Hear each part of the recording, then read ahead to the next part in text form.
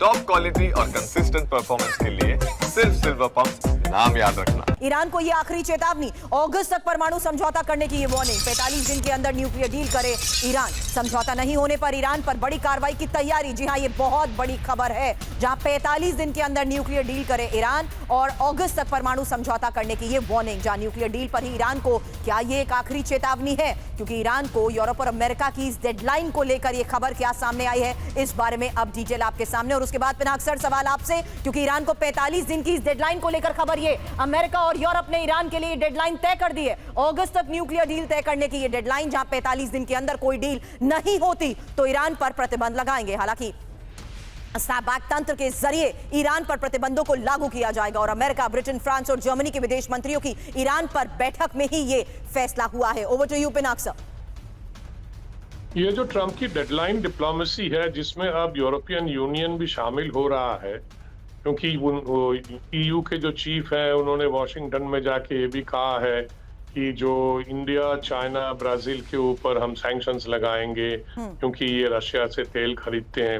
ये सब धमकियां दी जा रही है, पर हमने देखा है कि सारी डेडलाइनें जो हैं, जो ट्रंप लगाते हैं, उसको फिर वो पोस्टपोन कर देते हैं। मेरे ख्याल में ये एक उनका जो स्टाइल ऑफ डिप्लोमेसी है वो चीज है। अब एक मिनट के लिए आपको रोक रही हूं, क्योंकि इसी जो बात आपने कही है उसी आधार पर अगले बड़े सवाल है कि क्या ईरान अब न्यूक्लियर डील की डेडलाइन को मानेगा और क्या ईरान अपना न्यूक्लियर प्रोग्राम भी जारी रखेगा?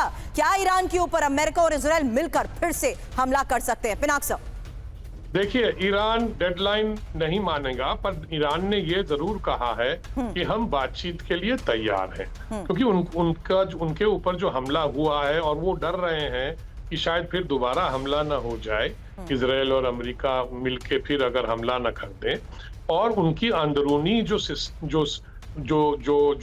डोमेस्टिक सिचुएशन है, उसमें भी मुझे लगता है काफी कुछ प्रॉब्लम्स हो रही हैं, क्योंकि कई रिपोर्ट्स आ रही हैं, या तो ये वेस्टर्न मिस इन्फॉर्मेशन या डिस इन्फॉर्मेशन है, या फिर जरूर कुछ हो रहा होगा, क्योंकि इसमें कोई शक नहीं है कि ईरान में कई लोग इस रेजीम से बहुत परेशान हैं। और मुझे लगता है कि वो जो, और आपने पहले भी देखा होगा, कई बार इन्होंने इस रेजीम के खिलाफ रिवोल्ट भी किया है कई मुद्दों पर, फिर ईरान ने उसको बहुत जोरों से दबाया था।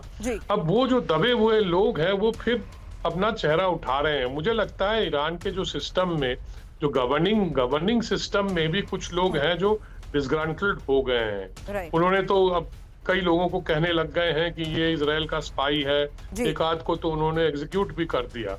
तो ये उनकी प्रॉब्लम अंदरूनी भी चल रही है। अंडरस्टूड, लेकिन अब आज के इस हालात में क्या ईरान भी बड़े युद्ध की तैयारी शुरू कर चुका है? यही अगली बड़ी खबर होगी। पिनाक सर, आप हमारे साथ बने रहे। माथुर सर, सिंह सर, हमें ज्वाइन करने के लिए बहुत बहुत शुक्रिया आपका, क्योंकि एक और बहुत बड़ी खबर है, जहां ईरान पहुंचे रूस के सैन्य विमान और कार्गो प्लेन से हथियारों की डिलीवरी की खबर है ये, जहां लगातार दूसरे दिन ईरान में रूस के सैन्य विमान और तेहरान में ही इल्यूजन 276 विमान की लैंडिंग।